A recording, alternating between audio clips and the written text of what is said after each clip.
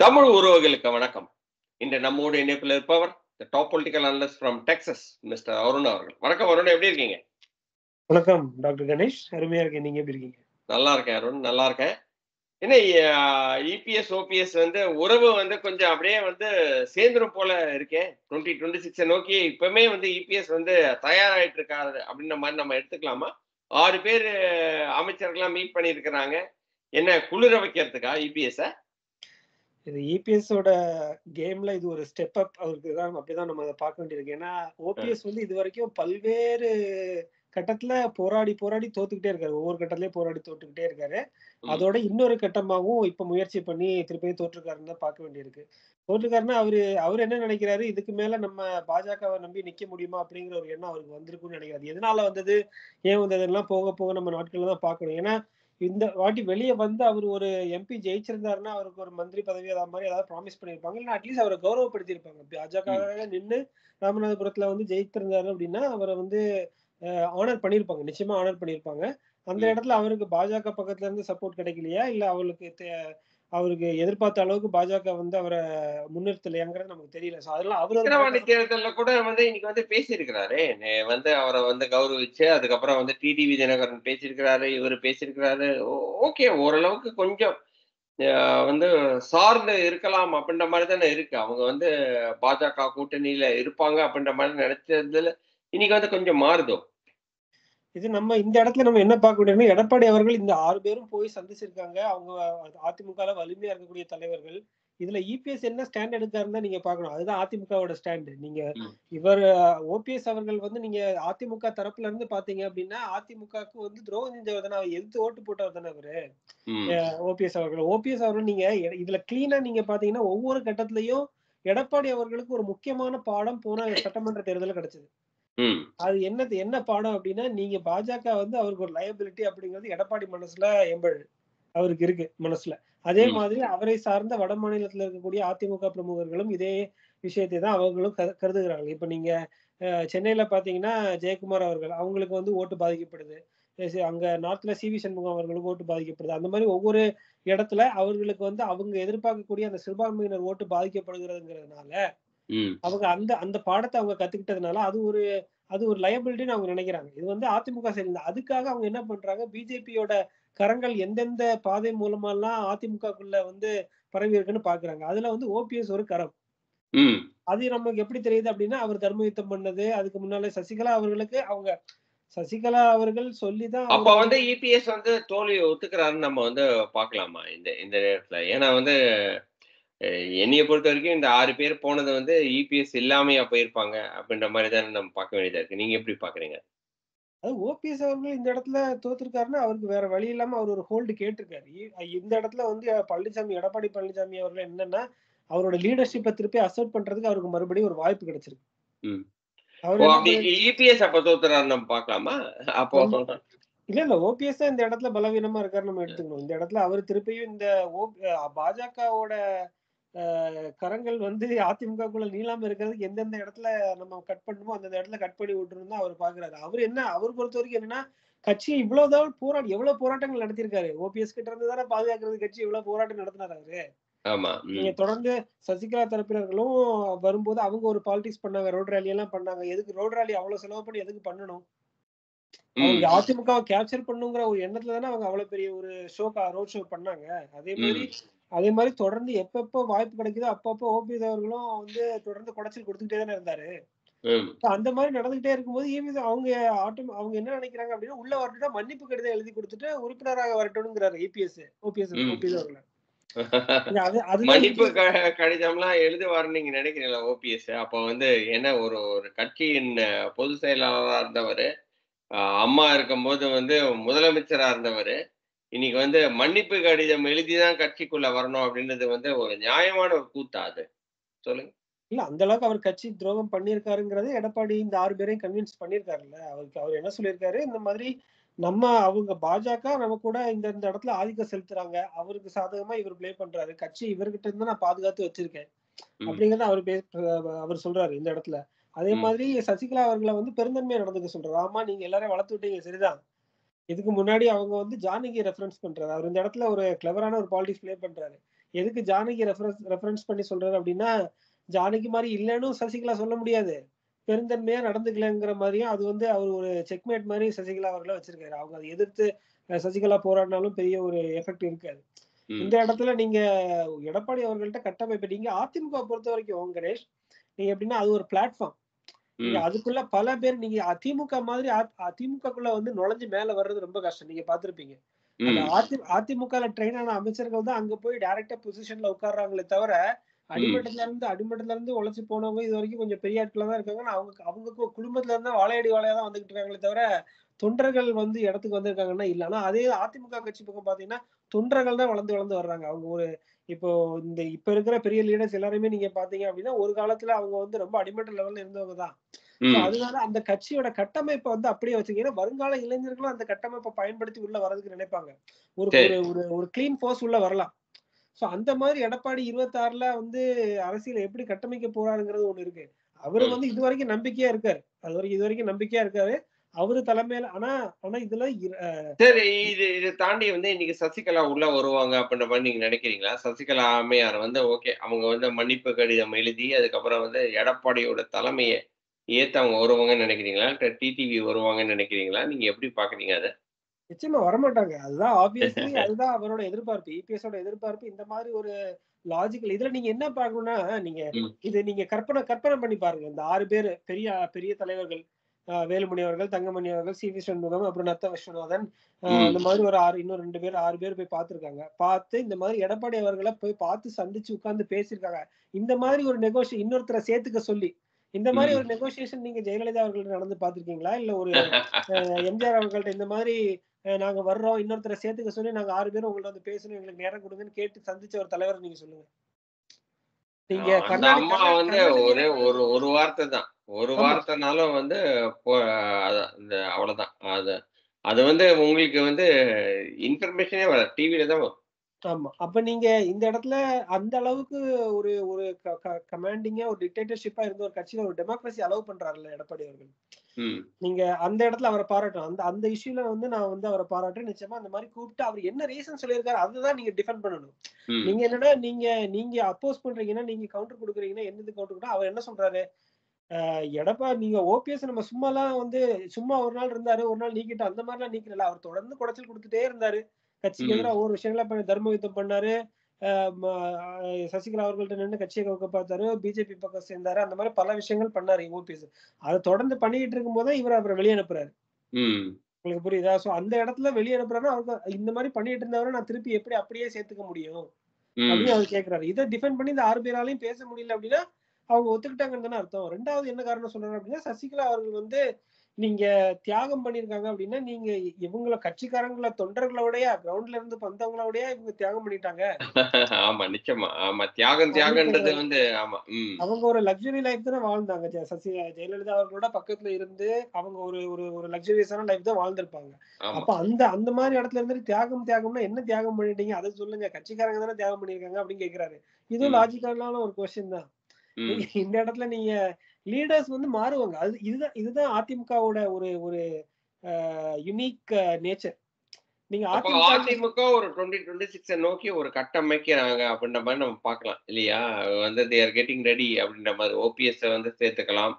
இல்ல வந்து ஒருவேளை சசிகலா அம்மையார் வந்து ஓகே வந்து உள்ள வந்து அவங்க வந்து எடப்பாடியாரோட தலைமை கீழ வந்தா எடுத்துக்கலாம். டிடிவி எப்படி நினைக்கிறாரு அப்படின்ற மாதிரி எல்லாத்தையுமே வந்து ஒரு ஒரு ஒரு ஒரு ஒரு ஒருங்கிணைச்சு பண்ணிக்கலாம் அப்படின்ற மாதிரி நினைக்கிறாங்க இல்லையா? அப்படிங்கிற மாரி இந்த தரப்புல நினைக்கிறாங்க. இந்த இந்த 4 பேரும் வந்து அப்படி நினைக்கிறாங்க. பிஜேபி அப்படிதான் நினைக்குது. பிஜேபி என்னன்னா 1 to 1 கொண்டு வந்தா தான். அதாவது திமுகக்கு எதிரான வலுவான ஒரு கூட்டணி அமைஞ்சா தான் இந்த இடத்துல நீங்க எப்படி சட்டமன்ற தேர்தலா இருந்தாலும் சரி, பொது தேர்தலா இருந்தாலும் சரி, இடைத்தேர்தலா இருந்தாலும் சரி, நீங்க திமுக அணிய வெல்லணும் அப்படின்னா, ஆப்போசிட்ல இருக்கக்கூடிய எல்லா வாக்குகளையும் நீங்க கன்சாலிடேட் பண்ணி ஆகணும். அந்த கன்சாலிடேட் பண்றதுக்கு எல்லாரும் ஒரு காம்ப்ரமைஸ் பண்ணி ஆகணும்.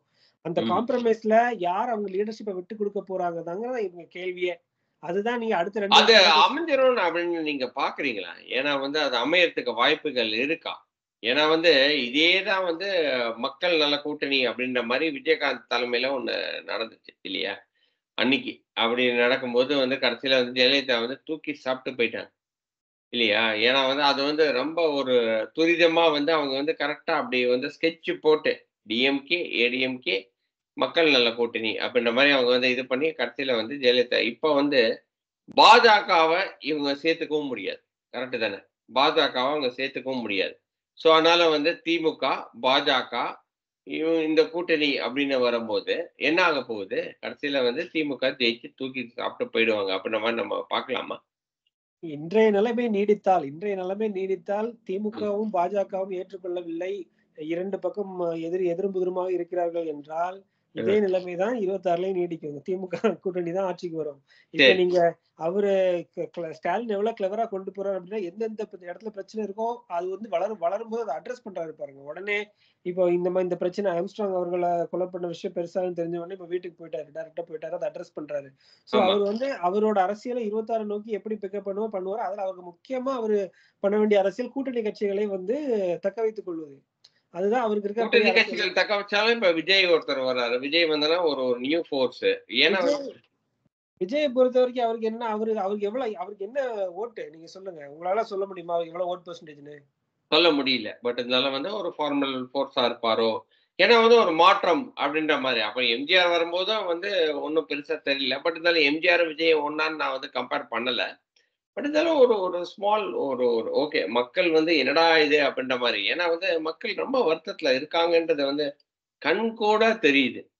கஞ்சா, சரக்கு, அதுக்கப்புறம் வந்து டாக்ஸஸ், அதுக்கப்புறம் ஒழுங்கின்மை எல்லாமே கடைசியில வந்து கள்ளச்சாராயம் இப்படியே வந்து என்னைக்கு நாளுக்கு நாள் ஒவ்வொரு ப்ராப்ளம் வந்துகிட்டே தானே இருக்குது. ஸோ அதனால வந்து அப்படி வந்துட்டு இருக்கிற ஒரு நேரத்துல ஏன் வந்து வந்து இது வந்து ஒரு ஒரு சேஞ்சா இருக்கக்கூடாது அப்படின்ற மாரி மக்கள் நினைக்கிறதுக்கு ஒரு வாய்ப்பு இருக்கு இல்லையா? அருண்? மக்கள் நினைக்கிறதுக்கு அப்படி வாய்ப்பு இருந்திருந்தா, பாராளுமன்ற தேர்தல் நடந்திருக்கணும். விக்கிரவாண்டி தேர்தல் நடந்திருக்கணும். நடக்கிற அ. எல்லா சட்டமன்ற தேர்தலும் அது நடந்திருக்கணும். இங்க அண்மையில கன்னியாகுமரியில ஒரு இடைத்தேர்தல் நடந்துச்சுல்ல. இவங்க விஜயதரணி அ பண்ண தொகுதியில, அவங்க ரிசைன் பண்ண தொகுதியில நடந்துச்சுல்ல. அதுல கூட இவங்க தான் வெற்றி பெறாங்க. ம். அப்படிங்கும்போது கிளியரா கிரவுண்ட்ல வந்து அந்த எதிர் வாக்குகள் சிதறி இருக்கு. அதனால தான் இவங்க வந்து ஜெயிச்சுக்கிட்டே இருக்காங்க வலுவா அப்படிங்கிறது. ஏன்னா மக்களுக்கு இந்த மாரி ஒரு மனநிலை இருக்கும். ஜெயிக்கிற கட்சிக்கு ஓட்டு போடணும்னு ஒரு மனநிலை இருக்கும். ம். எப்பவுமே வந்து இந்த இந்த எலக்ஷன பொறுத்தவரைக்கும் அவங்க வந்து என்னன்னா ஒரு கேம்பிள் மாரி எடுத்துப்பாங்க. நம்ம நம்ம நம்ம பெட் கட்டுன குதிரை ஜெயிக்கணும். சரி. ம். சரியா? அந்த மாதிரி ஓட்டு போடுற மனநிலை வந்து இன்னும் மக்களுக்கு இருக்கு. அது ஒண்ணு அப்ப பார்ப்பாங்க இந்த அணி தான் ஸ்ட்ராங்கா இருக்கு.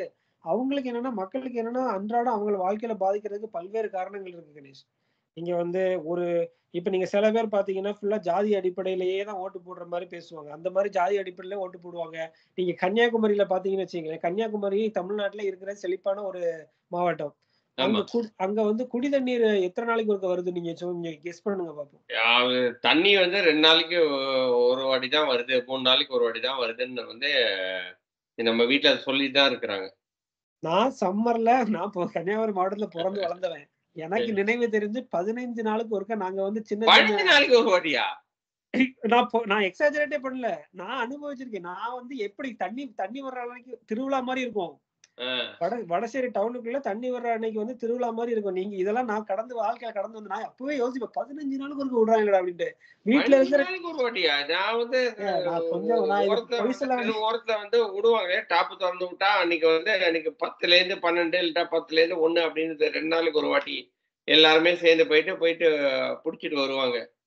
ஆ அப்படின்னு நீங்க அந்த அதுக்காக வந்து எனக்கு தெரிஞ்சு 12 நாள் 10 நாள் 12 நாளுக்கு ஒருக்கா அப்ப கவர்மெண்ட் வேலையில இருக்கிறவங்க கூட வந்து "தண்ணி பிடிக்கணும் தம்பி" அப்படின்னு. தண்ணி பிடிக்கணும்ல அப்படின்னு சொல்லிட்டு வந்து வந்து 10லேருந்து 1 வரைக்கும் தண்ணி பிடிச்சிட்டு போவாங்க. சொல்லுங்க. இதுல நான் இப்பவும் அம்மாவுக்கு கால் பண்ணி கேட்கிறேன். இப்பவும் அ. அப்படிதான் இருக்கான்னு கேட்டா, இப்பவும் அந்த மாரி 5 நாள் 7 நாளுக்கு ஒருக்க தான் தண்ணி வருது அப்படிங்கிறாங்க. எப்பப்ப தொறந்து அது எப்படின்னா தண்ணி வரும்போது அவங்க வந்து டேங்க்ல தொறந்து வச்சிருப்பாங்க. அப்ப விழும்போது அந்த சத்தம் கேட்கும். ஆமாமா. அத வச்சு தான் அவங்க கண்டுபிடிப்பாங்க. தண்ணி வந்துருச்சுன்னா முன்னாடி என்னோட சிறு வயதுல எல்லாம் எனக்கு தெரியும். நாங்க ஒரு அழைப்பு எடுத்து திருவனந்தபுரத்துல இருக்கக்கூடிய எங்க சொந்தக்காரர் எங்க மாமா ஒருத்தர கூப்பிட்டு, அவர வீட்டுக்கு வந்து எல்லாரும் சேர்ந்து தண்ணி பிடிப்போம். அந்த அளவுக்கு அது வந்து ஒரு கோலாகலமா நடக்கும் தண்ணி வந்துருச்சுன்னா. ஆமா. ஆ. உங்களுக்கு அது ஏன்னா எங்க அப்பா வந்து இந்த நெல்லெல்லாம் விவசாயம் பண்றதுனால, அதுக்கும் அவங்களுக்கு வீட்ல சில விஷயங்களுக்கு தண்ணி தேவைப்படும். குடம் அதான் தண்ணி அப்படின்றதே வந்து வந்து நம்ம நம்ம ஊருக்குன்னு அந்த குடம் இருக்கு தெரியுமா? அந்த குடத்த தூக்கிட்டு போறது அப்படின்றது. ஆமா ஆமா. அந்த அந்த குடம்ன்றது வந்து திருநெல்வேலி, நாகர்கோயிலுக்கு இருக்கிற ஒரு ஒரு என்ன சொல்றது? ஒரு பாரம்பரிய இப்ப சென்னையில போய் குடம் அப்டின்னா யாருக்கு தெரிய போகுது? சொல்லுங்க. அந்த குடத்த சென்னையில வந்து நீங்க குடத்துல வந்து தண்ணிய புடிச்சிட்டு வாடா அப்டின்னு தான் அம்மா இன்னும் சொல்லுவாங்க. எங்க அம்மா ஆமா. இன்னும் வந்து, சோ அந்த அளவுக்கு நான் ஆமா என்ன சொல்ல டேய் வரேன்னா, குடத்துல தண்ணிய புடிடா அப்டின்பாங்க. சொல்லுங்க. சாரி. செழிப்பா இருக்கக்கூடிய ஒரு மாவட்டத்திலேயே வந்து இந்த இந்த அளவு தான் நிலைமை. நான் இது கொஞ்சம் கூட பொய் சொல்லல. கன்னியாகுமரி மாவட்டத்துல இருக்கவங்க கூட இந்த நம்ம பேசுற வீடியோ நம்ம பார்க்கலாம். அவங்க கேட்கலாம். ம். இத பார்த்தா கூட அவங்களுக்கு இதுல பொய் சொல்ல வேண்டிய எனக்கு அவசியமே இல்ல. 10 நாளுக்கு ஒருக்க தண்ணி வந்ததுன்னா, நானே வந்து அனுபவிச்சிருக்கேன். சிறு வயதுல நானே வந்து அம்மாக்கு தண்ணி பிடிக்கிறேன், ஹெல்ப் பண்ணியிருக்கேன். ஸோ அந்த அளவுக்கு தான் இருக்கு. ஒரு செழிப்பான மாவட்டத்திலேயே வந்து தண்ணி வாட்டர் மேனேஜ்மெண்ட் அந்த நிலைமையில தான் இருக்குன்னு சொல்ல வரேன். இத மக்கள் ஏத்துக்கிட்டு தான் காலகாலமா இந்த கட்சிகளுக்கு ஓட்டு போட்டுருக்காங்க. இன்னும் வந்து தெருவுகள்ல வந்து சாக்கடைகள் மேல தான் ஓடுது. உள்ள அதுக்கு வந்து அடியில ஒண்ணும் செஞ்சு தரல. அப்புறம் நான் என்ன சொல்றேன்னா, டவுன் பகுதிகள்ல சொல்றேன். ம். சிட்டில மேபி இருக்கலாம். டவுன் பகுதிகள்ல நீங்க இதெல்லாம் இந்த அடிப்படை வசதிகள்லாம் எப்ப செய்வீங்க? நான் என்ன கேட்கிறேன், நீங்க அதெல்லாம் இதனால என்னென்ன பாதிப்பு வருது அப்டின்னா, யானைக்கால் நோய் வரும், கொசு உற்பத்தி அதிகமாகும் குடியிருப்புகள்ல. சோ அதெல்லாம் கண்ட்ரோல் பண்றதுக்கு உண்டான மெஷர்ஸ் நீங்க இதுவரைக்குமே எடுக்கல. இதெல்லாம் மக்கள பாதிக்கவே இல்லல்ல. ஓட்டு போட்டுட்டு தானே இருக்காங்க. சோ அதனால அவங்களுக்கு வேற காரணங்கள் இருக்கு. ஒவ்வொரு மக்களுக்கும் ஒவ்வொரு காரணங்கள் இருக்கு. நம்ம வந்து அடிப்படையில வந்து ஒரு ஆட்சி ஆன்டி இன்கம்பன்சி இருக்கிறதுனாலயே அவங்க வந்து தோத்துருவாங்கன்னு நம்ம சொல்ல முடியாது. இதெல்லாம் கூட்டணி கணக்குகள் இருக்கு. பொதுவா இருக்கக்கூடிய ஒரு மனநிலை வாக்காளர்கள் வந்து எந்த இடத்துக்கு போறாங்க அப்படின்றது இருக்கு. நம்ம பொறுத்திருந்து தான் பார்க்கணும் அதெல்லாம். ஆனா இந்த இடத்துல லீடர்ஷிப்ப யாரு விட்டுக் குடுக்க போறா? இந்த ஸ்டாலின் அதான் அந்த போன்றவர் லீடர்ஷிப்ப யாரு விட்டுக் குடுக்க போறாங்க? எப்படி வந்து அந்த வந்து நீங்க சொன்ன மாரி எதிர்க்கட்சிகள் திமுகக்கு எகெயின்ஸ்டா நான் சொல்ற மாரி பாஜக தனியா நின்னா, திருப்பியும் திமுக தான் வரும். பாஜகவையும் இணைத்து நான் என்னைய பொறுத்தவரைக்கும் த த த சிம்பிள் மேத்தமேட்டிக்ஸ் ஒரு இது மாரி வந்து நான் வந்து சொல்றேன். பாஜக, அதிமுக, அ தேமுதிக, அதுக்கப்புறம் வந்து ஓபிஎஸ், இபிஎஸ் அதுக்கப்புறம் வந்து எல்லாருமே சேர்ந்து விஜய் எல்லாருமே சேர்ந்து இன்ஃபாக்ட் நாம் தமிழர் எல்லாருமே சேர்ந்து நின்னால் ஒழிய, காங்கிரஸ் பிளஸ் விசிக பிளஸ் டிஎம்கே வெற்றி பெறதுக்கு வேற வாய்ப்பே கிடையாது. பாஜக தனியா நின்னாலுமே, பாஜக ஏன்னா வந்து அவங்க வந்து they have to prove themselves இல்லையா? அப்படின்னும்போது அவங்க வந்து என்ன பண்ணுவாங்க, அவங்க ஃபைட் தான் பண்ணுவாங்க. ஃபைட் பண்ணும்போது அவங்களுக்கு இருக்கிற அந்த வோட் பெர்சன்டேஜஸ் 5ஓ, 6ஓ, 8ஓ வந்து பிரிக்கும்போது, டிஎம்கேக்கு தானே லாபமா போகுது. கரெக்ட்டு தானே? நீங்க சொல்றது நான் 100% ஏத்துக்கிறேன். நீங்க வந்து இந்த மாதிரி இந்த பக்கம் சிதறுண்டு இருக்கிற வரைக்கும் திமுக கூட்டணி தான் வெல்லும். நம்ம இதுல யாரு அவங்களோட தலைமை பண்பு அதாவது லீடர்ஷிப்ப ஆமா. காம்ப்ரமைஸ் பண்ண போறாங்க? இபிஎஸ் அவர்களா? இல்ல அண்ணாமலை அவர்களா? இல்ல சீமான் அவர்களான்னு நம்ம let's wait and watch. Exactly. அதே தான் கன்வீனர். கன்வீனர்ன்றது வந்து நிதிஷ் இருந்தாரு. Nitish was doing a really good job. அந்த நிதிஷ் வந்து என்ன பண்ணிட்டாங்க அப்படின்னா, எ காங்கிரஸ் வந்து நிதிஷ வந்து தூக்கி எறிஞ்சிட்டாங்க. தூக்கி எறிஞ்சதுனால தான் இன்னைக்கு வந்து பிஜேபி ஆட்சிக்கு வந்தது. அதே நிதிஷ வந்து வச்சிருந்தாங்க அப்படின்னா, he would have convinced even யாரு? நம்ம வந்து சந்திரபாபு நாயுடுவையும் அவர் கூட்டு வந்திருப்பார். அவரு போய் நின்னு பேசினாரு அப்படின்னா, அன்னைக்கு வந்து சந்திரபாபு நாயுடும் வந்திருப்பாரு. ஆனா அத விட்டுட்டாங்க. அத விட்டுட்டு யார் நீங்க சொன்ன மாதிரி, யார் அந்த ஈகோவ விட்டு குடுத்து, யார் எல்லாருமே ஒண்ணா சேராத வரைக்கும் திமுக தான் ஆட்சிக்கு வரும் அப்படின்றது என்னோட தாழ்மையான கருத்து. பட் இருந்தாலும் வந்து நீங்களும் அதான் சொல்ல வரீங்கன்னு சொல்லிட்டு, ரொம்ப ரொம்ப நன்றி. ரொம்ப நல்லா இருந்துச்சு இன்னைக்கு. இன்னொரு வீடியோவில் சந்திக்கிறேன் அருண். அதுவரை நன்றி, வணக்கம். வணக்கம் தினேஷ். வாழ்க வளமுடன்.